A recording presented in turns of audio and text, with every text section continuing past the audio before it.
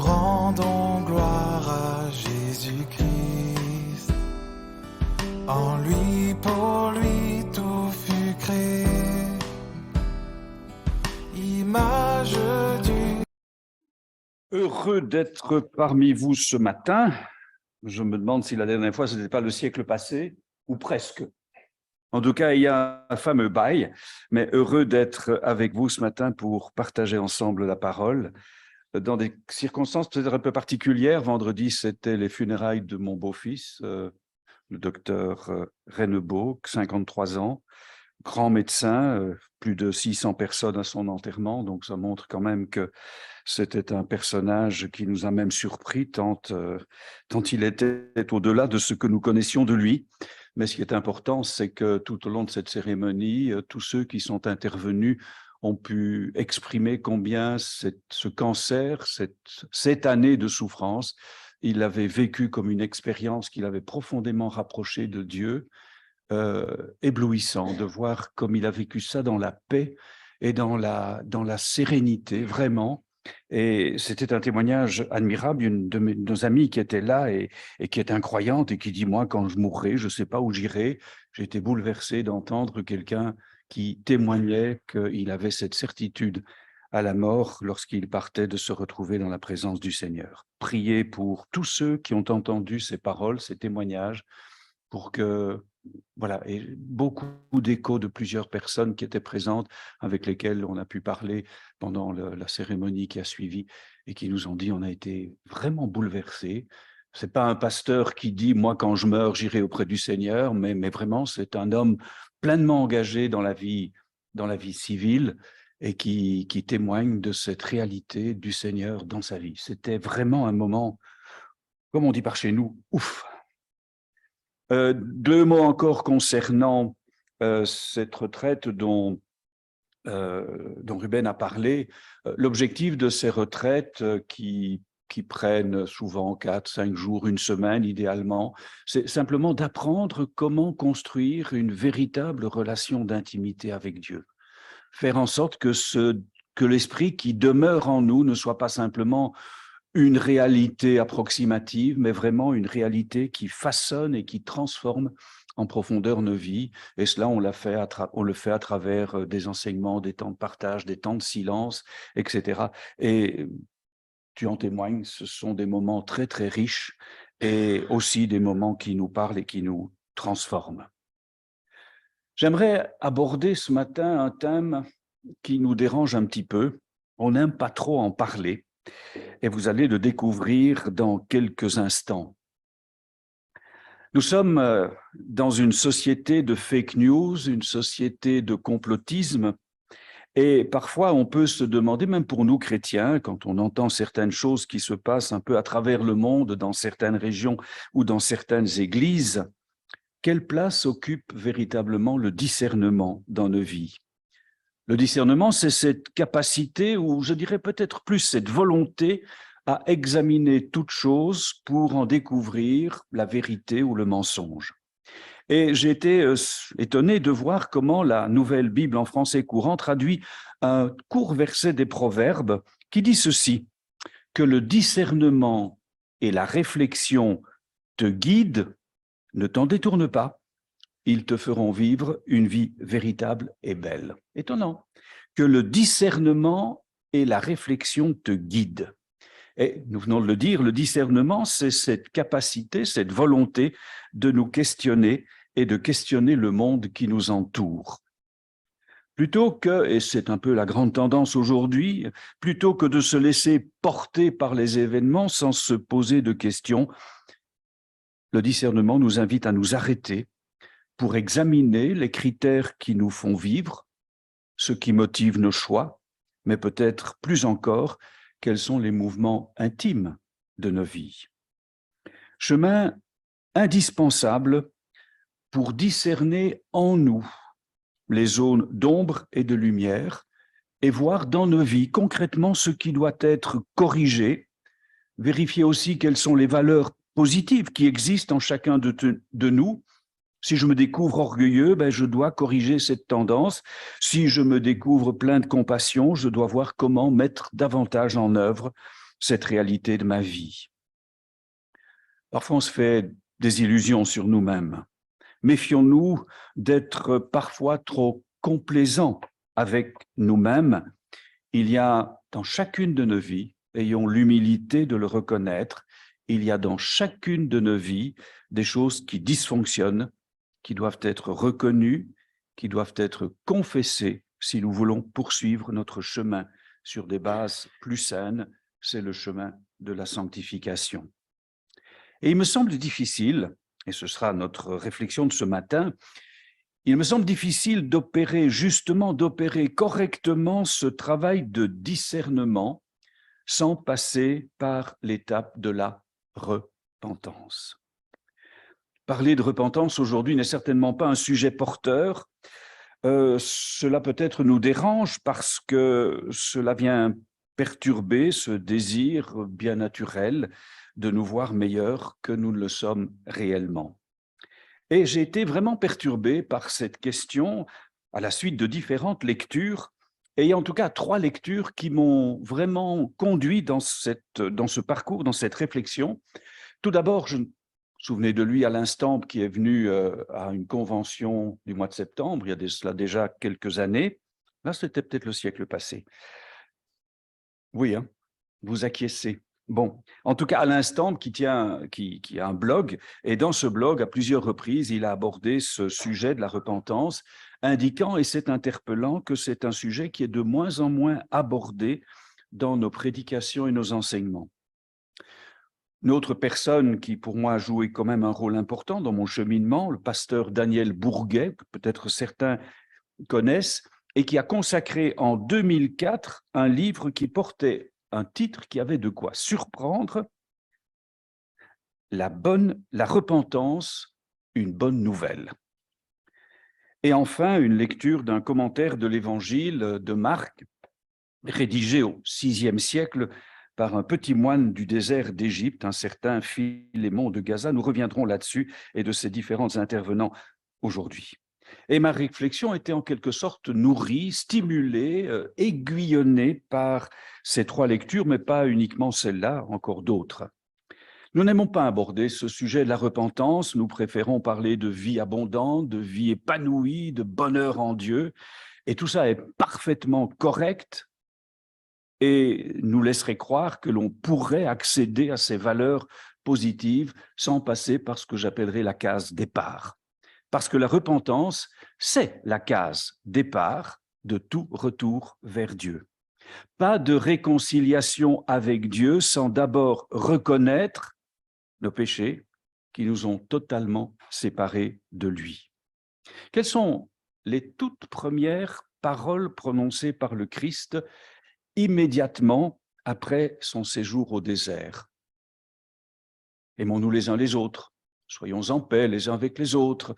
Pas du tout. La première parole prononcée par le Christ, c'est « Repentez-vous, car le royaume des cieux est proche ». Et Jean-Baptiste dit exactement la même chose, exactement la même phrase, exactement le même appel « Repentez-vous, car le royaume des cieux est tout proche ». Et un peu plus loin dans le texte de Matthieu qui nous rapporte ces paroles de Jean-Baptiste, le texte continue en nous disant que tous ceux qui venaient à lui se faisaient baptiser en confessant leurs péchés. Il me semble qu'on ne peut pas confesser sans avoir préalablement reconnu la réalité de notre faute, la réalité de notre état de pécheur devant Dieu. Confesser signifie qu'il y a une prise de conscience d'une faute à reconnaître pour en demander pardon. Pas très joyeux comme sujet, hein? Je sais, quand j'ai abordé ça dans une autre église, il y a plusieurs personnes en assistance qui se sont dit « Oh, caramel, caramel, qu'est-ce qu'il est en train de raconter celui-là » On préférerait plutôt parler de... Voilà. Eh bien non, on va continuer. La repentance est au cœur de l'Écriture. Il suffit de regarder dans une concordance, et là, je vous mets au défi de le faire. Prenez une... Je reprends. Prenez une concordance, et je vous mets au défi de le faire, mais prenez une vieille concordance. Parce que dans les nouvelles, vous pouvez toujours courir, le mot repentance, vous n'allez jamais le trouver. C'est assez étonnant. Même la nouvelle Bible, la NBS, la nouvelle Bible second, Dans son index, une Bible formidable parce qu'il y a une concordance, il y a un index à la fin, même dans son index, si vous allez jeter un petit coup d'œil, au mot repentance, on s'attendrait quand même à toute une description de ce qu'est, mais pas du tout. Repentance, voire changement radical, changer radicalement. Est-ce que c'est ça la repentance? Le mot repentance est traduit dans nos Bibles, à l'exception de la seconde 1910, notre bonne vieille Bible second et la Bible de Jérusalem. Ce sont les deux seules versions à notre disposition aujourd'hui qui utilisent clairement le mot repentance. Toutes les autres parleront de changement de comportement, de changement de vie, de changement radical, de conversion, de demi-tour. Et on peut se poser vraiment la question, pourquoi, dans les traductions récentes, on n'a pas utilisé le terme qui est le terme correct, qui est le terme repentance, ce terme qui est clairement présent dans le texte grec du Nouveau Testament. Et petite histoire, je me souviens, en son temps, j'ai été impliqué dans les débats passionnés dans l'élaboration de la nouvelle traduction de la Bible seconde, la NBS, et je faisais très modestement partie de ceux à qui on avait confié, je ne suis pas tout seul, de ceux à qui on avait confié la relecture de l'Évangile selon Matthieu. Et je me souviens très bien à ce moment-là des débats qu'il y a eu. Comment va-t-on traduire ce mot repentance dans la nouvelle traduction de la Bible du Semeur? Jean-Baptiste, comme Jésus, l'avait entendu, parle très clairement de repentance. Et l'Ancien Testament, comme le Nouveau Testament, utilise deux termes. On va faire un peu de grec. L'autre a fait du grec et de l'hébreu. Moi, je me contente de faire un peu de grec. On va quand même prendre deux petits trucs en grec, mais je vais essayer d'être le plus simple possible. L'Ancien Testament, comme le Nouveau Testament, utilise deux termes bien spécifiques pour faire la différence, justement, entre repentance et conversion. Ce sont deux choses différentes. Le verbe métanoéo, dans la version grecque de l'Ancien Testament, c'est cette traduction du texte hébreu en grec qu'on appelle la traduction des Septante, traduit un mot hébreu, je vous le dis comme ça, bon, c'est tout, c'est pas pour faire, non, mais parce que je crois que c'est important de revenir aux textes originaux, traduit le terme hébreu naam, qui signifie clairement se repentir. Alors que épistrépho, métanoïa épistrépho, traduit un terme hébreu qui est le terme chouv et qui, lui, signifie se convertir, dans le sens de retourner vers le lieu où l'on était précédemment, et donc peut faire clairement allusion à ce retour vers Dieu de celui qui s'en est éloigné. Alors pourquoi cette peur d'utiliser les mots exacts qui font la différence entre repentance et conversion? On a peut-être l'impression que je suis en train de pinailler, mais je ne crois pas. Je pense parce que théologiquement, il y a des différences qui doivent être soulignées et relevées.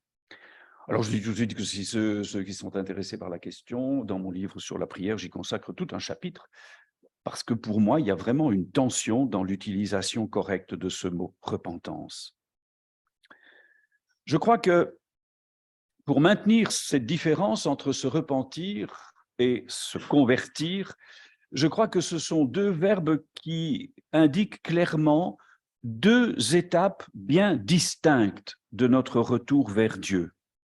Se repentir, c'est reconnaître notre péché et plus encore reconnaître notre état de pécheur. Aux yeux de Dieu, notre péché nous prive de toute communion avec lui. La prise de conscience de cette réalité ne peut nous conduire qu'à une demande de pardon, comme le fils prodigue qui revient vers son père en lui disant « J'ai péché contre le ciel et contre toi, je ne suis plus digne d'être appelé ton fils. »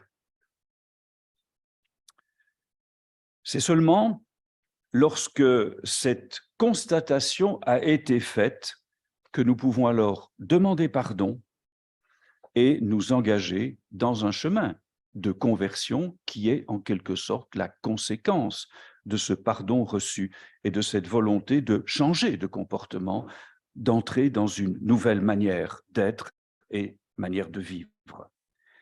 Ce changement profond de nos vies est censé suivre la conversion, la reconnaissance préalable que nous sommes coupables d'une faute ou d'une attitude déviante, même s'il y a une différence entre reconnaître le péché et reconnaître que l'on est pécheur. Allons pas plus loin. La repentance, me semble-t-il, est bien souvent ou sera bien souvent liée à la conscience que nous avons de la gravité de nos fautes. C'est vrai qu'on est dans une société bonbon et finalement, nous, bon, ça va, c'est peut-être la société qui est mauvaise, c'est l'autre qui a envahi tel pays, et le troisième qui, et on a de la peine à se rendre compte que nous-mêmes. Et le problème de la repentance, c'est d'abord de prendre conscience qui a été offensé. Et je trouve beau cet épisode de Jésus qui va se retrouver chez un pharisien qui s'appelle Simon. Vous connaissez tous cette histoire. Il entre chez Simon, qui l'invite à table, et puis alors qu'ils sont en train de manger, il y a une prostituée qui entre et qui vient se tenir aux pieds de Jésus et qui va y répandre du parfum et qui va pleurer abondamment. Et Jésus raconte une petite histoire. Il y a deux personnes, l'un doit 100 000 euros, l'autre n'en doit que 10 000, et ils sont tous les deux incapables de payer. Et puis, le maître va les pardonner, l'un et l'autre, va remettre leurs dettes, et il va demander à Simon, lequel aura le plus de reconnaissance? Celui à qui on a remis une dette de 10 000 euros ou celui à qui on a remis une dette de 100 000 euros? En fait, le problème est là, c'est que la femme était consciente de la gravité de son état de péché devant Dieu et combien elle avait besoin de son pardon, alors que le pharisien, lui, se sentait bien dans sa peau et relativement bien comme propre juste. Nous avons besoin de l'héritage du Saint-Esprit, la lumière du Saint-Esprit pour nous voir tels que nous sommes et non tels que nous voudrions être. Mais attention, cette conscience de notre misère peut se révéler paralysante et on connaît dans des entretiens, dans des rencontres, on connaît des personnes qui ont l'impression d'avoir fait des choses tellement horribles que Dieu ne pourra jamais leur pardonner, et des gens qui restent véritablement dans des situations de blocage spirituel. Et je connais des situations de chrétiens dans des églises qui disent « j'ai fait des choses tellement horribles qu'aucun pardon n'est possible », alors que justement l'Écriture est en train de nous dire que si nous approchons véritablement du Seigneur avec une attitude sincère et vraie, tout est pardonné. C'est un peu la situation de Judas.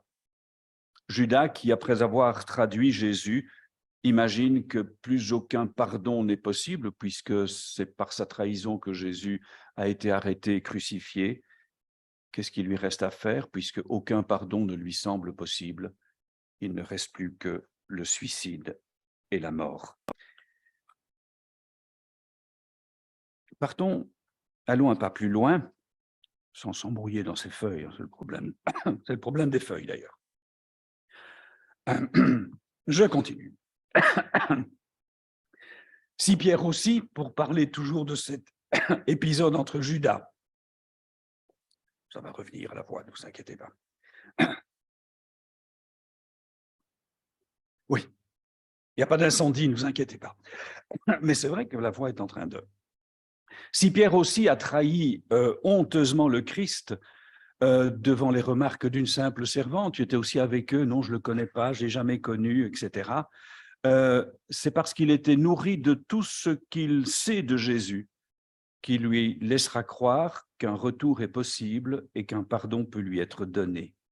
Et c'est amèrement qu'il reconnaîtra sa faute, mais dans la certitude qu'un pardon est possible, et ce pardon lui sera clairement révélé lorsqu'au bord du lac, après la résurrection du Christ, Jésus se tournera vers lui et le questionnera sur la profondeur de son amour pour lui, et il lui dira, tu sais toutes choses, tu sais que j'ai de l'affection pour toi.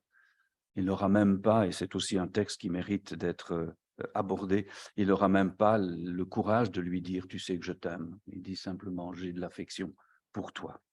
Lorsque le fils prodigue revient vers son père, s'il revient vers son père, c'est parce qu'il a la certitude qu'il sera accueilli et que sa repentance ne sera pas rejetée avec mépris. Et c'est ce qui le met d'ailleurs en mouvement dans son isolement et dans sa déchéance. J'irai vers mon Père et je lui dirai, j'ai péché contre le ciel et contre toi, et il va constater que l'accueil est bien au-delà de ses espérances. S'il avait eu l'image d'un père rigide, d'un père incapable de pardonner, d'un père impitoyable et dur, je pense qu'il ne se serait jamais remis en mouvement et il aurait totalement sombré dans sa déchéance. Et cela devrait, me semble-t-il, nous aider à comprendre la richesse d'une attitude vraie de repentance. Cela devrait nous aider à comprendre le mécanisme qui nous conduit à demander pardon.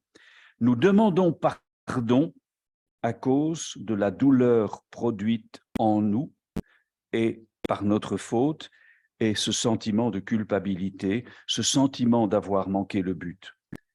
Mais nous venons de voir que le retour de l'enfant, que le retour vers l'offensé pour demander pardon se fonde aussi sur l'espoir que l'on sera pardonné, l'espoir qu'un pardon est possible. Et il me semble que dans tout chemin de repentance, cet espoir est essentiel.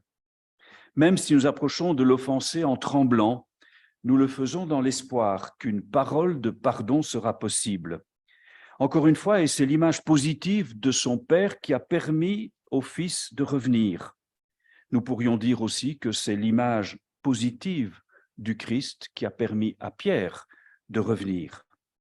Par contre, si nous avons l'impression que nous sommes en face d'une personne qui refusera d'accepter notre pardon, nous aurons de la peine à aller vers elle par peur de son rejet. Et nous touchons ici, dans ce domaine de la repentance, dans ce domaine complexe du pardon, nous touchons ici une réalité concrète. Refuser de pardonner celui qui revient vers l'offensé dans la pleine conscience de sa faute, dans la conscience du mal qu'il a fait, aura des conséquences à la fois pour l'offensé, mais aussi pour l'offenseur. Si l'offenseur, et cela arrive, refuse de pardonner, ce refus l'enferme dans une voie sans issue. Il ferme la porte à toute possibilité de rétablir une relation qui a été brisée par la faute. Que dit Jésus dans la prière, dans le Notre Père? Pardonne-nous nos offenses, comme nous pardonnons aussi à ceux que nous avons offensés. Il nous dit que nous sommes invités à calquer notre invitation à pardonner à celle de Dieu, qui pardonne, qui nous a pardonné et qui nous pardonne encore en Jésus-Christ. Et parfois, on peut se poser la question de certains conflits dans des églises. Je parlerai des églises, mais aussi relationnels dans des couples, de conflits dans des églises qui durent et perdurent et paralysent nos vies et paralysent l'église de nos vies parce qu'il y a des refus de pardonner. Et pourtant, on prend le même pain, on boit le même vin, mais à la sortie, on s'évite et on ne se parle plus. Scandale absolu au regard du prix payé par le Christ pour que nous soyons pardonnés et réconciliés avec son Père.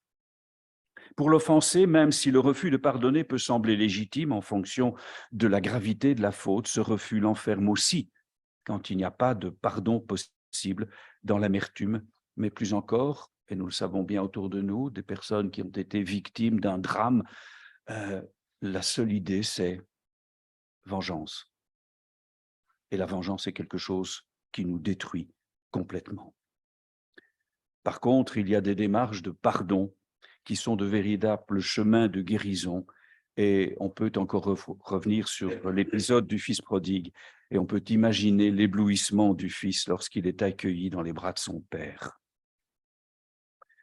Lorsque nous revenons vers Dieu, dans la conscience du pardon, c'est une communion nouvelle qui s'offre devant nous.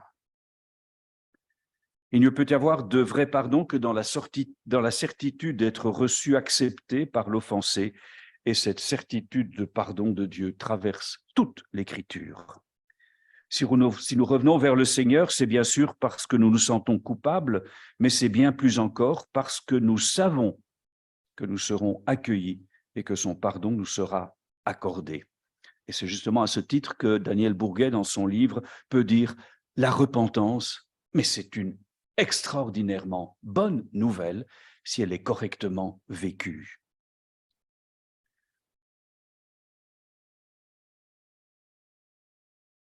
Peut-être qu'il y a encore une autre vérité, et c'est ça qui m'a bouleversé en faisant cette recherche, c'est de découvrir que Dieu n'est pas bien souvent un peu cet être un peu impassible, vêtu d'une justice implacable, devant lequel on se tient à genoux parce qu'il est tellement grand et nous sommes tellement petits et misérables. C'est vrai que si Dieu est saint, mais c'est une sainteté qui ne l'empêche pas d'éprouver pour nous, ses enfants, les sentiments d'un père. Il se réjouit de nos joies, il participe à nos souffrances, mais il s'attriste aussi de nos obéissances et de nos abandons. Et toutes les paroles des prophètes nous parlent d'un Dieu qui souffre justement des abandons de son peuple. Et si à certains moments il lui arrive de prononcer des jugements terribles, ce sont celles d'un amant éconduit d'un peuple qui ne veut pas le reconnaître son amour et sa grandeur. Découvrir que Dieu est sensible au mouvement de notre cœur devrait nous conduire à revenir vers lui. Et je reviens à mon petit Philémon de Gaza dont j'avais parlé très très brièvement et je ne vous raconterai pas sa vie parce que ça prendrait aussi toute une matinée, d'accord? Mais c'est autre chose et c'est beaucoup plus loin puisque lui se situe au VIe siècle. Philémon de Gaza, justement, dans son commentaire de l'évangile de Marc, fait une constatation étonnante. Alors il revient sur des mots en hébreu, Naam, que l'on a traduit par repentance, et Chouf, que l'on a traduit par se convertir. Et il dit en hébreu que le mot Naam a un double sens. Il signifie à la fois repentance, mais il signifie aussi consolation. Reconnaître notre faute et demander pardon console celui que nous avons offensé, pour autant que notre démarche soit sincère et que l'offensé accepte notre pardon. Le pardon véritable console. Il nous console, nous, en tant qu'offensés, et il console celui que nous avons offensé. Et vous l'avez certainement déjà vécu, des démarches de repentance vraies qui font que deux personnes qui étaient presque dans une situation d'ennemi irréductible tombent dans les bras l'un de l'autre et se pardonnent mutuellement. On a encore parlé de quelqu'un, là c'était un missionnaire en Birmanie. L'histoire de Corrie ten Boom, je ne sais pas si ça vous dit quelque chose, les jeunes peut-être pas. Moi, ça a marqué mon enfance, entre guillemets.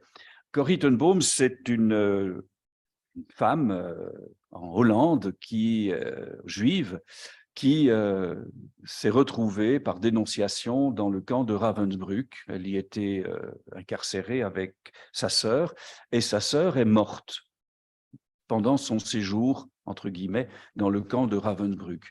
Et morte parce qu'il y avait une gardienne, une capot, qui était vraiment une bonne femme absolument épouvantable et qui avait été tout à fait détestable. Après la guerre, Corrie ten Boom va s'engager dans un travail de reconstruction, de pardon mutuel. Il y a tellement eu de blessures qu'il faut absolument apporter à tous ceux qui ont été blessés par la guerre, leur apporter une parole de réconciliation, une parole de reconstruction. Et elle organise des conférences. Et lors d'une de ces conférences, elle voit entrer la capot qui avait conduit à la mort de sa sœur. Elle la voit entrer et s'asseoir au dernier rang. Elle se dit, c'est pas possible, elle, ici.